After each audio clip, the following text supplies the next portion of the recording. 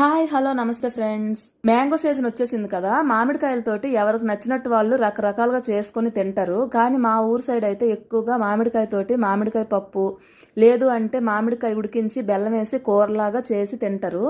ఇంకా ఏ ఊరు సైడ్ అయినా కామన్ గా మామిడికాయలతో చేసుకునేది ఆవకాయ. అయితే నేను ఈరోజు మామిడికాయ పప్పు చేశానమాట. నాకు అసలు ఈ మామిడికాయ పప్పు అస్సలకి ఇష్టం ఉండదు. ఇదే కాదు, ఆ బెల్లం వేసి కూర వండుతారు, అది కూడా ఇష్టం ఉండదు.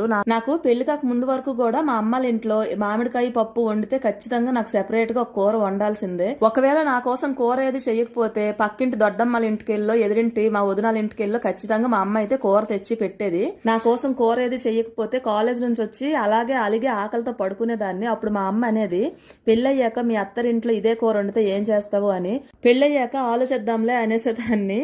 పెళ్ళయ్యాక అన్ని విషయాల్లోనూ అడ్జస్ట్ అయిపోయేదాన్ని. నేనే కాదు, ఎవరైనా అత్తరింటికి వెళ్ళిన తర్వాత అడ్జస్ట్మెంట్ నేర్చుకోవాలి. అప్పుడే